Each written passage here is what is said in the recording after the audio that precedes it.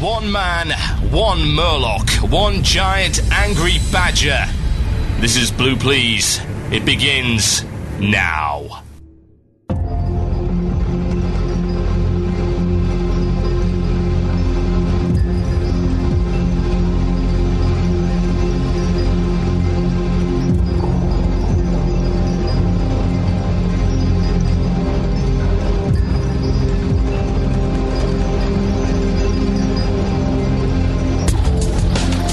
Yes, indeed, folks. You're tuning into Blue Please here on WoW Radio with myself, Total Biscuit. Welcome to the show, and what a show we have coming up for you today. With, of course, the one and only Second Wind. Yes, I did just say Second Wind!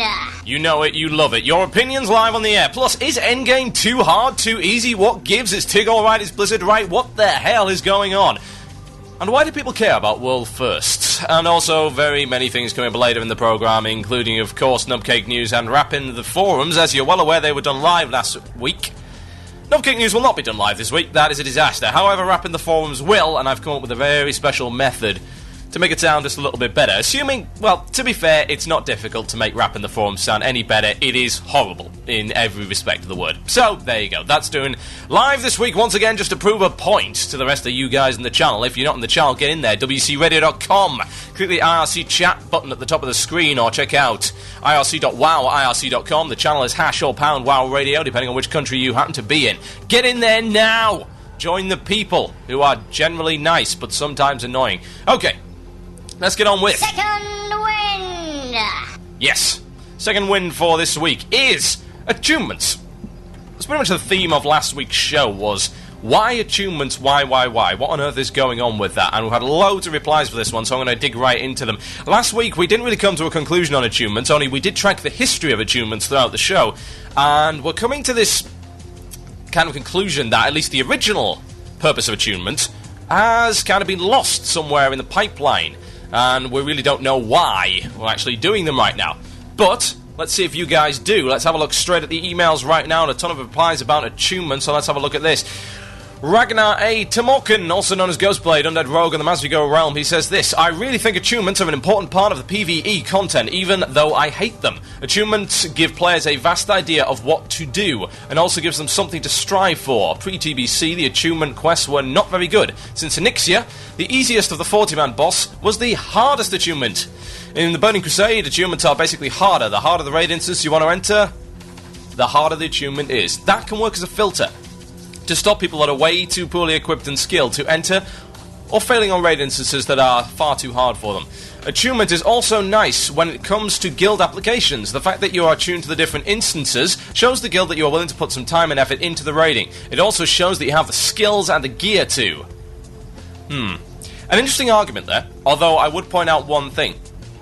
Do you perhaps believe that attunements are a little bit too much hand-holding? I mean, isn't surely the idea of an instance and your level of gear and discipline and proficiency as regards to endgame raiding about, well, okay, how good are we? Well, let's go in there and see if we're good enough. No, we can't do it. We wipe. Okay. The funny thing is that Anchorage 40, for instance, has no attunements. It didn't stop Zul'Gurub raiding guilds from going into Anchorage 40. They wouldn't necessarily have been able to kill anything, although it was not completely unheard of people being able to down Scarab, being able to kill the first boss. Satoru would, plaster them, and rightly so, but they could kill the first boss, and, that required a little bit of effort, and I kind of liked that. That was quite nice. It was a little bit of mix and match with the gear. It wasn't very generic. It's like, right, you're all in Molten Core gear, you're all in Blackwing Lair gear, that's what you're raiding, that's what you get. Oh, we can, splash in a little bit of AQ40 gear in there because you're able to kill the first boss. I found that pretty reasonable, to be quite honest, and I can understand now that they're bringing in these linear attunements, but it is very much a complete turnaround from what they used to do.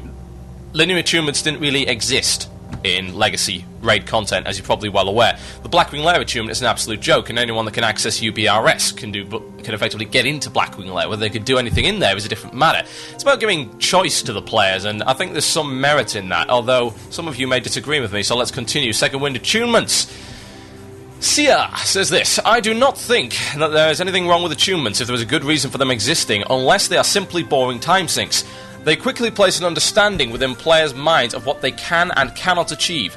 If you need to complete SSC and the I for Hyal attunement, that clearly states that if you do not And if you cannot do SSC in the eye, you have no hope of being able to handle Hayal.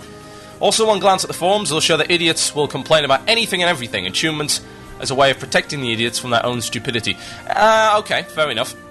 That's a reasonable argument, although I don't believe that said idiots really need protecting. Reminds me of the old argument with the seller, Grifter. They had to actually put an NPC next to him to warn people that he wasn't selling items which actually worked, despite the fact that it was blindingly obvious to anyone with half a brain cell. Because, of course, people whine and say, "So OMG, Blizzard are scamming me out of monies." No, I call that a stupid tax. And to be fair, I would say that allowing people into these instances, allowing them to wipe, is a stupid tax. It's not only a stupid test and a stupid tax, it is a very clear indication to them that you can't do this now. Stop trying. It's not like Oblivion, in the same sense that you can just run over everywhere and do everything at level 1. Oblivion didn't really have to hold your hand in that sense. Other RPGs generally don't have to do that, but there are some RPGs that do. Final Fantasy XII would be a good example. You can wander into a cave and die horribly. And I have, in fact, while poncing through the sand sea about 3 hours without a save point. I'll wander into a random cave, find a creature that's 40 levels higher than me, it kills me, and at which point I take the game out of my PS2 and throw it at the wall, and never ever play it again. Save points are made of fail. Right, let's see what else we've got here. Second Wind, Mike O'Hara, also known as Michael Deus Ex O'Hara, he says this: "I personally think that the old school attunements should go the way of the dodo, to be honest. The new style of attunements that are in Burning Crusade are the wave of the future." There's a lot of support in favour of attunements at the moment. That's quite interesting. Yev of Vash US, or Harvey, actually. That is a very silly name. We'll call him Charles. Let's call him Charles. "I believe attunements are there so you don't have someone who just hit level 70 go to the eye with their guild who has the eye on farm status, go and receive gear on their first one.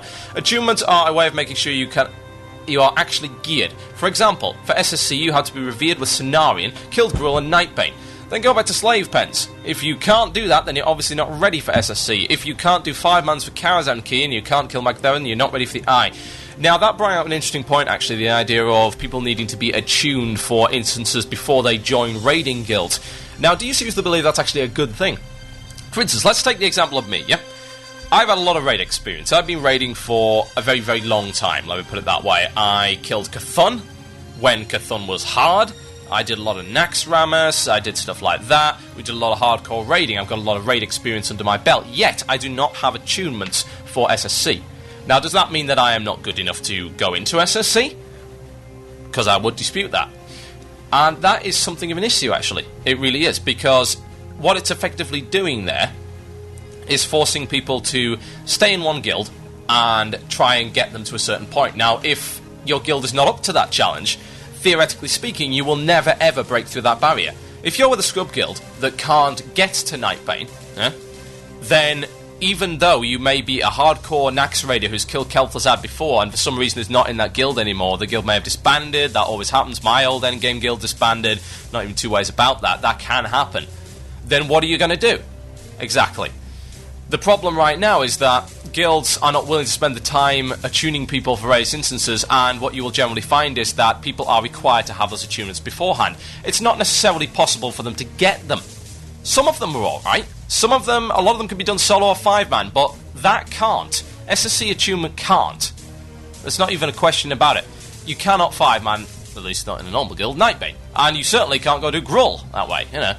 So, that is, if anything, a very, very dangerous idea, in my honest opinion, when you're looking at the idea of taking actual proficiency and experience versus has he got an attunement or not. And a lot of guilds are moving towards requiring these attunements, and people may not necessarily have them. Right, what else have we got here? This one's from Rev. He says, "Hey TB, a bit of a long one here. Firstly, could I get a shout out? Nope, I'll do that later. Using that as an awesome segue for the topic of this week's Second Wind, I said they're rather useful. The use of solo and 5-man group quests to attune to a raid instance to give guilds who wish to do them an idea of how people play, whether the members attuning are imber or nubcakes, and who gets on well together in playstyles. They're also a good way, on a bit of a small scale, to further the lore that melting the faces of mobs doesn't always give." Of course, Blizzard probably knew that although no one will pug any TBC raid further than Attunement, they'll have to eventually pug the attunement. So people may subconsciously just be complaining about how much pugs suck, rather than how much the attunement sucks. Besides, people will be complaining forever about something to do with the raiding options in WoW. They'll eventually complain they'll never get to go to see Deathwing at 0.5% stun the raid, say it's not my time, go to fly off, but Malaga summons Alex Strasser and see her killer, blah blah blah, you all know it's coming. Well, the problem with that argument is, of course, that all attunements are not 5-man, and certainly all attunements are not puggable. SSC being a prime example right then and there, and of course the Eye as well, requiring, if I remember correctly, the killing of Magtheridon. Not puggable, in my honest opinion. Certainly not on many servers. I don't know of many servers that pug Gruul, and I certainly don't know of many that pug Magtheridon. So, attuning people that way, you've got very much of a split. If you're tuning people for Karazhan, there are no raid instances involved. That's fine. It's your entry-level raid, you'd expect that. Tuning people for Heroics, again, no raid instances involved. It's a 5-man for a 5-man. There's nothing wrong with that. The problem is, of course, that then attuning yourself for stuff like the Eye and SSC, and then obviously Hayal and everything after that, requires a huge amount of investment of raid time. Raid time that you may not necessarily have, especially if you are stuck in a guild that can't do that, and you want to progress further. It's very much, as I mentioned before, a case of being stuck in a guild that you're in, and if it's a bunch of scrubs, you're not going to get anywhere, and since you don't have the attunements, talk about a catch-22 situation, to be quite honest with you. I don't have the attunements, so I can't join a raiding guild, but I can't join a raiding guild without the attunements. Not good at all. I got some more. Hey, TB, my man is a 70 gnome rogue named Chamberpot. Long live the gnome empire. Blah. I used to think that attunements were only put into WoW to falsely increase the length of endgame time raids. An extra layer to extend play for bleeding edge gamers. That was until I reached level 60. I saw the massive landscape that was the endgame. I then came to realise that there was so much to do at the highest ends of the game that was very, very skill-based.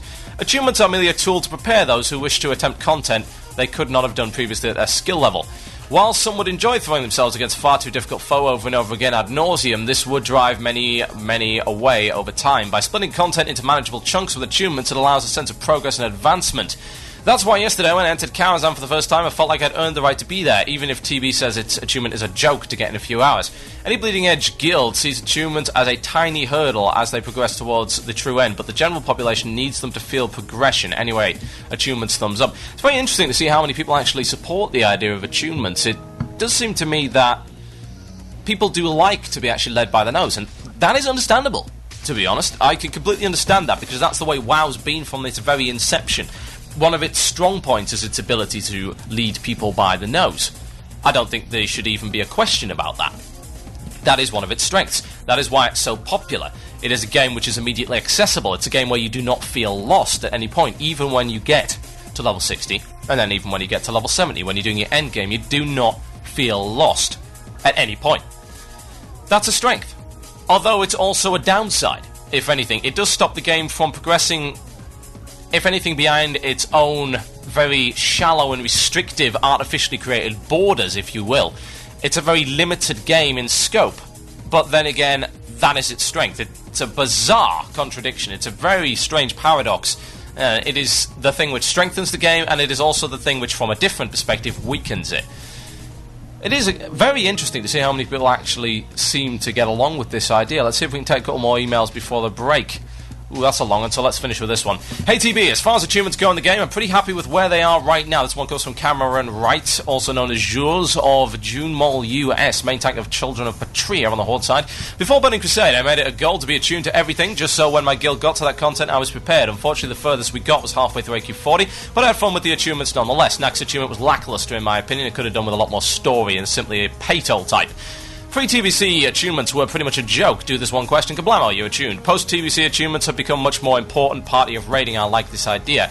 Not only does it allow the players to strive for something in their free time, which will allow them further raid progression of raid-sized content, but allows for storyline development solo. Now, I must stop you there on one thing. You said to yourself that you were wanting to do all of these attunements, even if your guild hadn't got to that content. The problem is that now you can't actually do that. If your guild is not on a certain level, you can't even do the attunement quests, end of story.